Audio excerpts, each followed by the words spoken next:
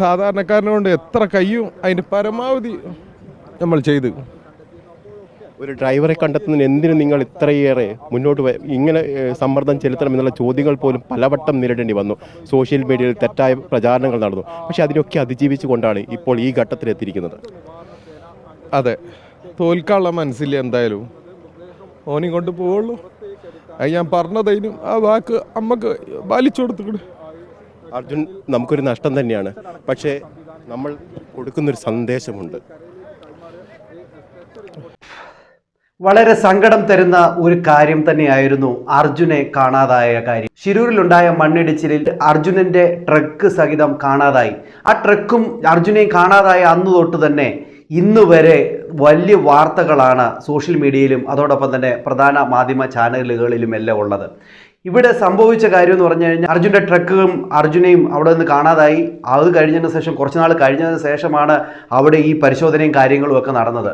അന്നേരം പലപ്പോഴും പലരും പറഞ്ഞു ഈ പറയുന്ന ട്രക്കിൻ്റെ ഉള്ളിലെ GPS ഓണായി, ഫോൺ ഓണായി, അത് വർക്കായി എന്ന് പറഞ്ഞ് പലരെയും തെറ്റിദ്ധരിപ്പിച്ചു. അത് ജനങ്ങളിലേക്ക് വലിയ പ്രതീക്ഷകൾ കൊണ്ടെത്തിച്ചു. അതോടൊപ്പം തന്നെ അവരുടെ കുടുംബത്തിന് വലിയ പ്രതീക്ഷയുണ്ടാക്കി. അത് കഴിഞ്ഞതിന് ശേഷം ഇപ്പോഴിതാ 72 ദിവസം കഴിഞ്ഞതിന് ശേഷം അർജുൻ്റെ ഡെഡ് ബോഡിയാണ് ഇപ്പോൾ കിട്ടിയിരിക്കുന്നത്. അതും ട്രക്കിൻ്റെ ക്യാബിനിൽ നിന്നാണ് കിട്ടിയിരിക്കുന്നത്. അവിടെ ഉറങ്ങിക്കിടക്കുന്ന ഒരു നിലയിൽ തന്നെയായിരുന്നു. കാരണം അർജുൻ അവിടെ വണ്ടി നിർത്തിയിട്ടതിന് ശേഷം അർജുൻ ആ വണ്ടിയിൽ കിടന്നുറങ്ങുന്ന ഒരു ലെവലിൽ തന്നെയാണ് ആ ഡെഡ് ബോഡി കിട്ടിയത്. എന്നാൽ ഇവിടെ നമ്മൾ ശ്രദ്ധിക്കേണ്ട ഒരു കാര്യമുണ്ട്. ഈ വണ്ടിയുടെ ഓണറായ മനാഫിനെ കുറിച്ച്. മനാഫ് എന്ന് പറയുന്ന വ്യക്തി അന്ന് തൊട്ട് ഇന്ന് വരെ അവിടെ ഉണ്ടായിരുന്നു. അദ്ദേഹം മഴയും നനഞ്ഞ് വെയിലും കൊണ്ട് അവിടെ ആ ഒരു രക്ഷാപ്രവർത്തനം നടക്കുമ്പോഴും അത് നിർത്തിവെക്കുമ്പോഴും അത് രക്ഷാപ്രവർത്തനം നടക്കാതിരിക്കുമ്പോഴും എല്ലാം ഇടപെട്ടുകൊണ്ട് മുമ്പോട്ട് നിന്ന ഒരു വ്യക്തി തന്നെയാണ്. അതിനുവേണ്ടി അദ്ദേഹം പോലീസിൻ്റെ അടി വരെ ഏറ്റിട്ടുണ്ട്. അങ്ങനെ തൻ്റെ ഡ്രൈവറിനുപരി തൻ്റെ കുടുംബത്തിനും ആഹാരത്തിന് വേണ്ടി കഷ്ടപ്പെട്ട ഒരു വ്യക്തി എന്ന നിലയിലും അർജുനെ കണ്ടെത്തിയേ മതിയാവൂ എന്ന് പറഞ്ഞുകൊണ്ട് അവിടെ നിന്ന ഒരാളാണ് ഈ മനാഫ് എന്ന് പറയുന്നത്. എന്നാൽ സോഷ്യൽ മീഡിയയിലെല്ലാം അദ്ദേഹത്തിനെതിരെ വളരെ നെഗറ്റീവായിട്ടുള്ള കാര്യങ്ങളാണ് നടന്നുപോയത്. അദ്ദേഹം ചന്ദനക്കടത്താണ്, അദ്ദേഹം അവനെ കൊന്നു കളഞ്ഞതാണ് എന്നൊക്കെ പറഞ്ഞിട്ട് ഒത്തിരി വാർത്തകളൊക്കെ ഉണ്ടായി. അതെല്ലാം നമുക്കറിയാം. പക്ഷെ ഞാൻ ഇവിടെ പറയാൻ വരുന്നത് അതല്ല. ഇവിടെ ഈ മീഡിയക്കാർ കാട്ടിക്കൂട്ടുന്ന ചില പന്നത്തരങ്ങളുണ്ട്. അതൊന്ന് പറയാൻ വേണ്ടിയാണ് വന്നത്. ഇവനെയൊക്കെ എന്ത് ചെയ്യണം? അർജുൻ്റെ ബോഡി കണ്ടെത്തിയ സമയത്ത് ഈ റിപ്പോർട്ടർ ചാനൽ ഈ പറയുന്ന മനാഫിൻ്റെ ഒരു ബൈറ്റ് എടുത്ത സമയത്ത് മനാഫിനാണെങ്കിൽ സങ്കടം സഹിക്കുക വയ്യ. ആ സങ്കടം സഹിക്കുക വയ്യാതെ ഇരുന്ന സമയത്താണ് ഇവർ ഈ ഒരു മയക്കും പിടിച്ചുകൊണ്ട് ചെല്ലുന്നത്. നമുക്ക് ആ ഒരു രംഗം ഒന്ന് കണ്ടു നോക്കാം. ഓക്കെ, എന്നിട്ട് ഞാൻ കാര്യം പറയാം. അങ്ങനെ ഗംഗാവലിപ്പുഴയിലിടാൻ ഉദ്ദേശിച്ചിട്ടില്ല അവന്.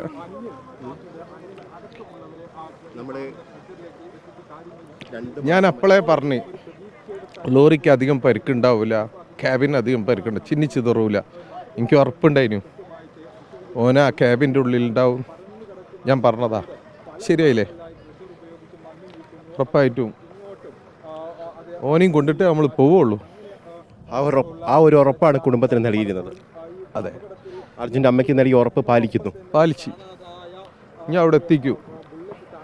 കഴിഞ്ഞ 2 മാസം വലിയ ത്യാഗം സഹിക്കേണ്ടി വന്നു. തീർച്ചയായിട്ടും. കാരണം ഈ തെരച്ചിൽ വീണ്ടും പുനരാരംഭിക്കുന്നതിന് വേണ്ടി മുട്ടാത്ത വാതിലുകളില്ല. ഒരു സാധാരണക്കാരനെ കൊണ്ട് എത്ര കഴിയും അതിൻ്റെ പരമാവധി നമ്മൾ ചെയ്ത്. ഒരു ഡ്രൈവറെ കണ്ടെത്തുന്നതിന് എന്തിനു നിങ്ങൾ ഇത്രയേറെ മുന്നോട്ട് ഇങ്ങനെ സമ്മർദ്ദം ചെലുത്തണം എന്നുള്ള ചോദ്യങ്ങൾ പോലും പലവട്ടം നേരിടേണ്ടി വന്നു. സോഷ്യൽ മീഡിയയിൽ തെറ്റായ പ്രചാരണങ്ങൾ നടന്നു. പക്ഷേ അതിനൊക്കെ അതിജീവിച്ചുകൊണ്ടാണ് ഇപ്പോൾ ഈ ഘട്ടത്തിലെത്തിയിരിക്കുന്നത്. അതെ, തോൽക്കാനുള്ള മനസ്സില്ല. എന്തായാലും ഓനെയും കൊണ്ട് പോവുള്ളൂ. അത് ഞാൻ പറഞ്ഞതതിനും ആ വാക്ക് അമ്മക്ക് പാലിച്ചു കൊടുത്തുകൂടെ. അർജുൻ നമുക്കൊരു നഷ്ടം തന്നെയാണ്. പക്ഷേ നമ്മൾ കൊടുക്കുന്നൊരു സന്ദേശമുണ്ട്.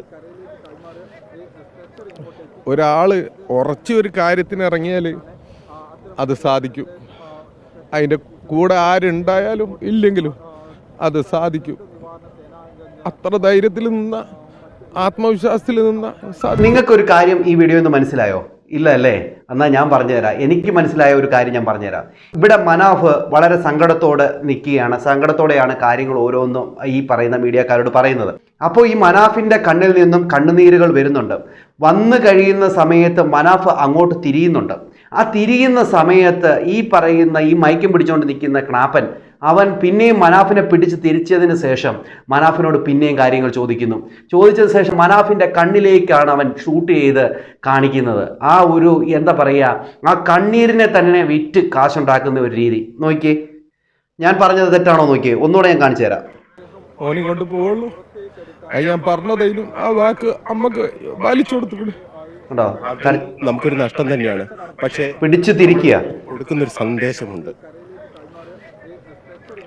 ഒരാള് ഉറച്ചൊരു കാര്യത്തിന് ഇറങ്ങിയാല് അത് സാധിക്കും. പിടിച്ചു തിരിച്ചതിന് ശേഷം പിന്നെ പറയുകയാണ് നമ്മൾ കൊടുക്കുന്ന ഒരു സന്ദേശമുണ്ട് എന്ന് പറഞ്ഞുകൊണ്ട് ആ പറയുന്ന മനാഫിന്റെ ആ കണ്ണിൽ നിന്ന് വരുന്ന കണ്ണുനീരിനെ ഒപ്പിയെടുക്കുകയാണ്.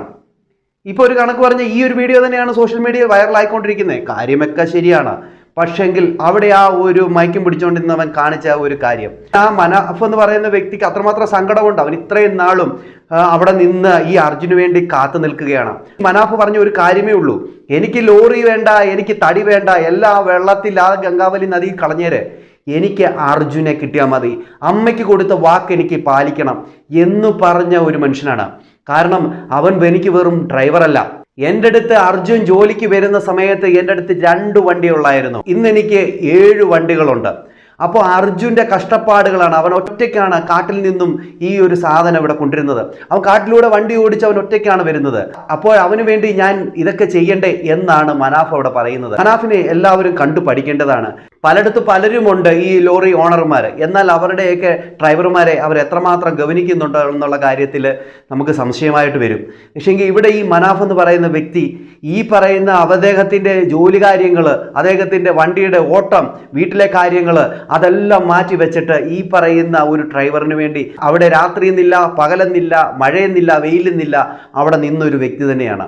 പലരും ചോദിച്ചു, ഒരു ലോറി ഡ്രൈവർ അല്ലേ, നിനക്ക് എന്താടാ, നിനക്ക് വട്ടാണോ എന്നൊക്കെ പലരും ചോദിച്ചപ്പോൾ പോലും അദ്ദേഹം അതിൽ നിന്ന് പിന്മാറാതെ അവിടെ നിന്ന് തൻ്റെ സഹോദര തുല്യനായ അർജുനന് വേണ്ടി അവിടെ കാത്തു നിന്നു എന്നുള്ളതാണ്. ഒടുവിൽ അർജുൻ്റെ മൃതദേഹവും അർജുൻ ഓടിച്ചിരുന്ന വണ്ടിയും കിട്ടിയപ്പോഴും പറഞ്ഞു, ആ വണ്ടി അവിടെ കളഞ്ഞേരെ, എനിക്ക് അർജുന് മതി.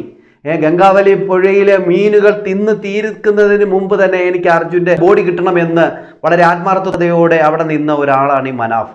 അപ്പോൾ ഈ മനാഫ് ചെയ്ത കാര്യം വളരെ പ്രശംസനീയമാണ്. പക്ഷെങ്കിൽ ഇവിടെ മീഡിയക്കാർ കാട്ടിക്കൂട്ടുന്ന ചില കോപ്രായങ്ങൾ പറയാനാണ് ഞാൻ ഈ ഒരു വീഡിയോ ചെയ്തത്. നിങ്ങൾക്ക് എന്താണ് തോന്നിയത്? കമൻറ്റ് ചെയ്യാൻ മറക്കരുത്. അടുത്തൊരു വീഡിയോ കാണുന്നവരേക്കും എല്ലാവർക്കും ബൈ.